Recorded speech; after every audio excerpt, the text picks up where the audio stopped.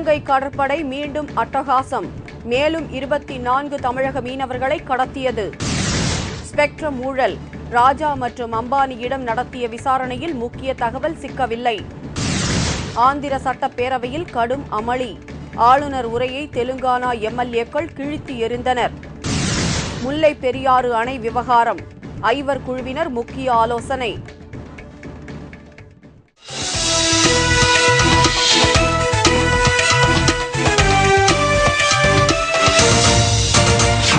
வணக்கம். விரிவான செய்திகள். இலங்கை கடற்படையினரின் அட்டகாசம் தொடர்ந்து கொண்டிருக்கிறது.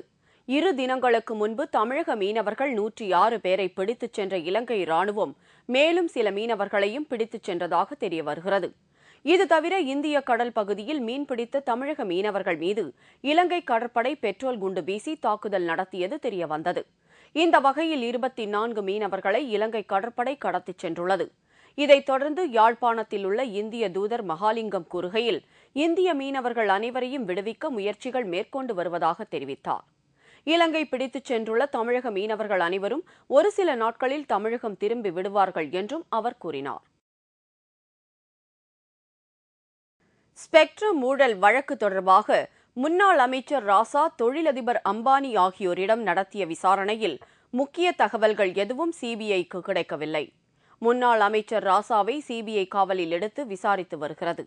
இதனிடையே தொழிலதிபர் அனில் அம்பானியும் டெல்லியில் சிபிஐ முன் ஆஜராகி ஸ்பெக்ட்ரம் குறித்து தகவலை தெரிவித்தார். என்றாலும் ஊழல்கள் குறித்து அம்பானி எந்த தகவலையும் வெளியிடவில்லை. இதையடுத்து ராஜாவையும் அழைத்து வந்த அனில் அம்பானியிடம் அமர வைத்து சிபிஐ அதிகாரிகள் விசாரித்தார்கள். என்றாலும் அதில் உருப்படியான தகவல் எதுவும் கிடைக்கவில்லை என்று சிபிஐ வட்டாரங்கள் தெரிவித்தன. ஸ்பெக்ட்ரம் லைசன்ஸிற்காக எவ்வளவு பணம் கைமாறியது, அது எவ்வாறு கொடுக்கப்பட்டது என்ற விவரங்களை சேகரிக்கும் முயற்சியில் சிபிஐ ஈடுபட்டுள்ளது. ஆந்திர சட்டசபையில் இன்று கடும் அமளி ஏற்பட்டது.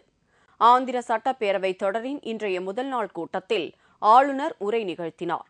அப்போது ஆளுநர் உரையை தெலுங்கானா ராஷ்டிரிய சமிதி எம்எல்ஏக்கள் கிழித்து எறிந்தனர். இதனை அடுத்து அவையில் பெரும் அமளி ஏற்பட்டது. எம்எல்ஏக்கள் சிலர் தாக்கப்பட்டார்கள். தனி தெலுங்கானா மாநிலம் உருவாக்குவதற்கான தீர்மானம் சபையில் இயற்றப்பட வேண்டும் என்று தெலுங்கானா கட்சி எம்எல்ஏக்கள் வலியுறுத்தினார்கள். இதை அரசு தரப்பில் ஏற்காததால் சபையில் மேலும் கூச்சல் குழப்பம் ஏற்பட்டது. இதனால் சபை நிகழ்ச்சிகள் உடனடியாக முடித்துக் கொள்ளப்பட்டது. முல்லை பெரியாறு அணை விவகாரம் குறித்து 5 பேர் கொண்ட குழு இன்று புதுடில்லியில் ஆலோசனை நடத்துகிறது. இதில் தமிழக, கேரள அரசுகளின் கருத்துக்களை அந்த குழு கேட்க இருக்கிறது. முல்லை பெரியாறு அணையின் நீர்மட்டத்தை உயர்த்துவது தொடர்பாக உச்சநீதிமன்றம் அளித்த தீர்ப்பின்படி நீர்மட்டத்தை உயர்த்த கேரள அரசு எதிர்ப்பு தெரிவித்திருந்தது. அணையின் பாதுகாப்பு கருதி நீர்மட்டத்தை உயர்த்த எதிர்ப்பு தெரிவித்ததாக கேரள அரசு தெரிவித்திருந்தது. இந்த விவகாரம் தொடர்பாக நீதிபதி AS ஆனந்த் தலைமையிலான 5 குழு நியமிக்கப்பட்டது. இந்த நிலையில் அணை பாதுகாப்பு குறித்தும் 2 மாநிலங்களின் கருத்துக்களை கேட்க இன்று டெல்லியில் 5 குழு கூடுகிறது. இதில் 2 மாநில வழக்கறிஞர்கள் கலந்து கொள்கிறார்கள். ஆதாரமற்ற குற்றச்சாட்டுகளை கூறி பாஜகவிற்கு கெட்ட பெயரை ஏற்படுத்த எதிர்க்கட்சிகள் சதி செய்வதாக கர்நாடக முதல்வர் எடியூரப்பா தெரிவித்துள்ளார். பெங்களூருவில் செய்தியாளர்களிடம் பேசிய கர்நாடக முதல்வர் எடியூரப்பா, தன் மீது ஆதாரமற்ற குற்றச்சாட்டுகளை எதிர்க்கட்சியினர் சுமத்தி வருகின்றனர் என்றும், தனது தலைமையிலான பாஜக அரசில் முறைகேடு நடந்திருந்தால் அது குறித்து எதிர்க்கட்சிகள் நாடாளுமன்றத்தில் கேள்வி எழுப்பட்டும் என்றும் கூறினார். சட்டவிரோத சுரங்க தொழிலுக்கு அனுமதி அளித்ததற்காக முன்னாள் அமைச்சர் தர்மசிங்கிடம் இருந்து 36 லட்சம் ரூபாய் வசூலிக்க வேண்டும் என்று லோக் ஆயுக்தா பரிந்துரை செய்திருந்தது. அவர் மீது காங்கிரஸ் கட்சி தலைவர்கள் எடுத்த நடவடிக்கை என்ன என்று அப்போது அவர் கேள்வி எழுப்பினார். சட்டசபை தேர்தலின் போது வேட்புமனுவில் சொத்து விவரத்தை தவறாக குறிப்பிட்டுள்ளதாக பங்காரப்பா கூறியிருந்தது பொய்யான குற்றச்சாட்டு என்று எடியூரப்பா தெரிவித்தார். கர்நாடகாவில் மந்திரி சபையை விரிவாக்கம் செய்வது குறித்து கட்சியின் தேசிய தலைவர் நிதின் கட்காரியிடம் ஆலோசனை நடத்தி முடிவு எடுக்கப்படும் என்றும் எடியூரப்பா அப்போது கூறினார். ஒரிசாவில் மாவோயிஸ்டுகள் ஆதிக்கம் நிறைந்த மால்கன்கிரி மாவட்ட ஆட்சியரை தீவிரவாதிகள் கடத்தி சென்றுள்ளனர். ஒரிசா மாநிலத்தில் உள்ள மால்கன்கிரி மாவட்டம் தலைநகர் புவனேஸ்வரியிலிருந்து சுமார் 700 கிலோமீட்டர் தூரத்தில் அமைந்துள்ளது. இந்த மாவட்ட ஆட்சியர் வினில் கிருஷ்ணாவை மாவோயிஸ்ட் தீவிரவாதிகள் கடத்திச் சென்றுள்ளனர். கடத்தல் சம்பவம் குறித்து மாவோயிஸ்ட் தரப்பில் தகவல்கள் ஏதும் தெரிவிக்கப்படவில்லை என்றாலும் தீவிரவாதிகளுக்கு எதிராக பசுமை வேட்டையை திரும்பப் பெற வலியுறுத்தி இந்த கடத்தல் சம்பவத்தை மாவோயிஸ்டுகள் நிகழ்த்தி இருக்கலாம் என்று கருதப்படுகிறது. கடத்தப்பட்ட வினில் கிருஷ்ணா என்ன ஆனார் என்பது குறித்து தகவல்கள் கிடைக்கவில்லை என்று ஒரிசா மாநில காவல்துறை தெரிவித்துள்ளது.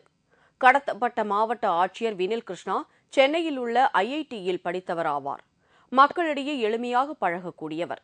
அதிக பாதுகாப்பு ஏற்பாடுகள் இன்றி கிராம மக்களுடன் அவ்வப்போது உரையாடுபவர் வினில் கிருஷ்ணா என்பதால் தீவிரவாதிகள் இவரை எளிதாக கடத்தியுள்ளனர் என்று ஒரிசா காவல்துறை தெரிவித்துள்ளது. உயர் அதிகார பொறுப்பில் இருக்கும் இவரை மாவோயிஸ்ட் தீவிரவாதிகள் கடத்துவது இதுவே முதன்முறையாகும். இந்தியாவின் விண்வெளி ஆய்வுக் கழகமான இஸ்ரோவின் எஸ்-பேண்ட் அலைவரிசையை தேவாஸ் நிறுவனத்திற்கு வழங்கிய ஒப்பந்தம் ரத்து செய்யப்பட்டது. எஸ்-பேண்ட் அலைவரிசை ஒப்பந்தம் காரணமாக அரசிற்கு 2 லட்சம் கோடி ரூபாய் இழப்பு ஏற்பட்டதாக கூறப்படுகிறது. இதில் தேவாஸ் நிறுவனம் எஸ்-பேண்ட் அலைவரிசை உரிமம் பெற்றிருந்தது. அந்த உரிமத்தை ரத்து செய்ய வேண்டும் என்ற கோரிக்கை எழுந்தது. இன்று மத்திய அரசு அந்த இஸ்ரோ தேவாஸ் ஒப்பந்தத்தை ரத்து செய்தது. இத்துடன் செய்திகள் நிறைவடைந்தன. மீண்டும் தலைப்புச் செய்திகள் மாலை 6 மணிக்கு. உங்கள் பிரச்சினைகளுக்கு உடனடி தீர்வு காண 30134600 என்ற கேப்டன் டிவியின் தொலைபேசி எண்ணுக்கு தொடர்பு கொள்ளுங்கள். வணக்கம்.